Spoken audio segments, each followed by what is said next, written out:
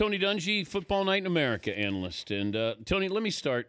As we're watching the Bears-Niners go to halftime, if I would have said, the Bears are going to they're going to dominate the second half, what would you have said last night to me? I would have said there's no way based on what happened in the first half. The defense was not making the plays. San Francisco should have had more points, but just penalties and kind of self-destruction. Alshon Jeffrey and Brandon Marshall aren't able to run 100%. Looked like the DBs were sitting down on them. Cutler was getting pressured. Nothing was going right. And you just have to credit the Bears for hanging in there. And we've criticized Jay Cutler a lot, but I thought he willed the team to victory last night, hung in there, was almost perfect in the second half. And this was a game they needed. They could not afford to go to 0-2. Give me the result that surprised you the most yesterday. I think Cleveland and New Orleans. New Orleans has made a lot of defensive changes, trying to get better so they can play better on the road. Cleveland, not really what you'd call a highly explosive offensive team. They're playing without a lot of their weaponry on offense. I just didn't think they would be able to hang with the Saints and win that game. And, I think that's a big, big plus for Cleveland and what Coach Pettin is trying to get established, that will play to the final whistle. But New Orleans has to be disappointed losing 2 road games to teams that, they had to feel these were winnable road games before the season started. You're looking at these 0-2 teams. Now, I always caution people, don't overreact. We always overreact on Monday. Who should be nervous of the 0-2 teams? You got Giants, Tampa, New Orleans, Jacksonville, Oakland, Kansas City. Well, Jacksonville and Oakland just don't look like they're very good teams. Kansas City played better football yesterday, had a chance to win the game in Denver. They've got some life, I think. New Orleans is going to be in there. They're going to win their home games. They're going to win some road games. They're going to end up winning 10 games probably at least. So, I wouldn't be nervous about them being a bad football team, but what they want to do and get home field advantage and not have to go to Seattle or someplace in the playoffs, they've got to start winning these road games. Tampa, they've got to be disappointed. Their offense has not shown much spark, and they've lost the 2 backup quarterbacks, so I'd be a little nervous there. The 2-0 teams that you haven't bought into yet. You got Carolina, Arizona, Buffalo, Cincy, Houston, and Denver. Well, I'd have to say Houston. They played Washington, beat them at home. Played an Oakland team that didn't really put up much of a fight. I think Houston has improved. I'm not sure they're ready to challenge Indianapolis in that division yet, but they're getting some steady offense to go with some impacting defensive players. He's Tony Dungy from Football Night in America, joining us, Dan Patrick Show.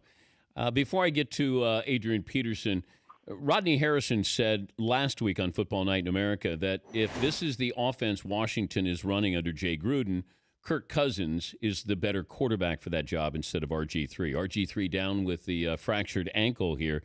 Is Kirk Cousins the better quarterback for that system in Washington?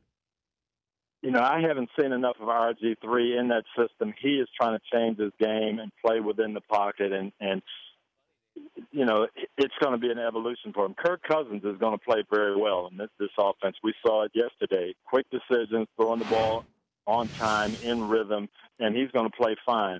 Is Kirk Cousins, if you're trying to get to the playoffs and trying to win a Super Bowl, is Kirk Cousins going to deliver all that for you? We'll have to see. He's going to have 5 or 6 weeks to show.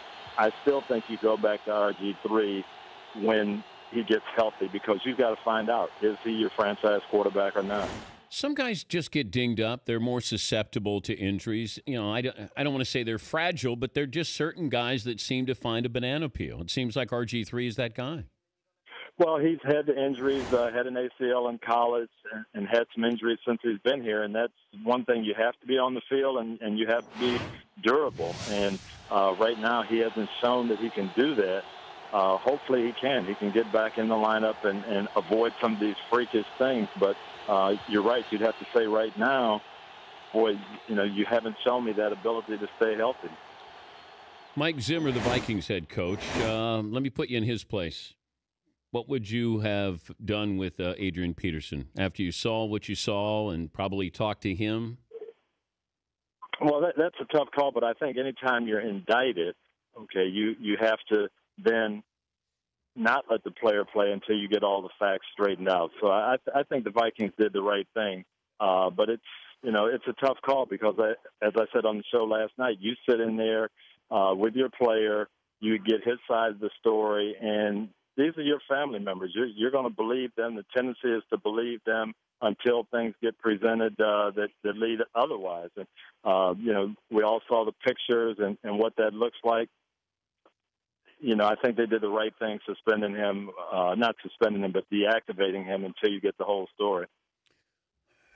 How tough is it going to be for them to keep him?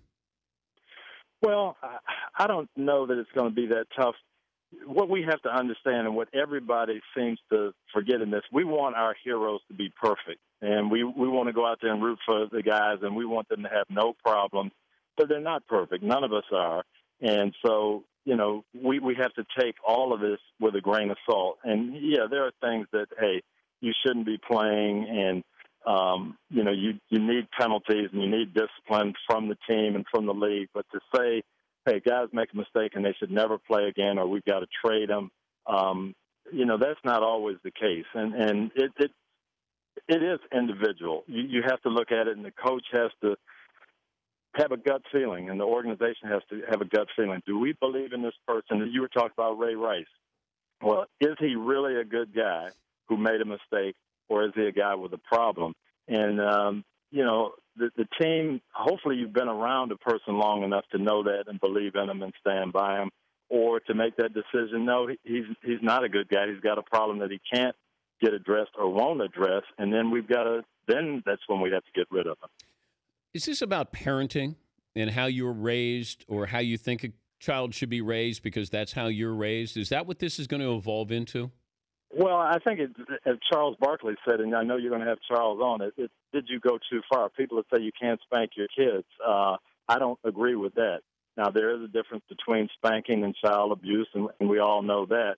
But to say, hey, anybody that spanks their kids, that's wrong, I just don't believe that. And there is a cultural thing in the way people are raised. And I went through it. My dad cut the switch and whipped us, okay, and we learned a lesson from it.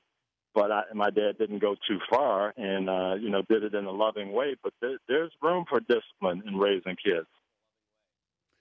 Well, how did it affect you raising your children? I still believe that, hey, if kids get out of line, there's a way to spank them. I don't believe you should hit children with your hands. That's why a lot of parents do get some type of instrument, because they want the hands to be loving, and that's what I do when I touch you. I'm touching you in a loving way. When I discipline you, it's, with an instrument. So that goes way back in a lot of people's culture. But in anything, there's a difference between going over the line, between discipline and abuse. Did Adrian Peterson go over the line? I don't know. That's what we'll have to find out, and we'll see how the facts come out and what everyone says. I don't know that you can just judge by pictures. You'd have to ask the doctor and all that. I've had welts before, from getting spanked and whipped. I don't know that you can just make a judgment from a picture. Yeah, it's. I think it's abuse and just how he described it too. There was now all that that we may find that out. I think the facts, when they come out, and if they have this adjudicated, we'll find out when Adrian tells his side of the story. Safe travels, Tony. I'll talk to you next weekend. All righty. Thanks, DP. All right, Tony Dungy, Football Night in America.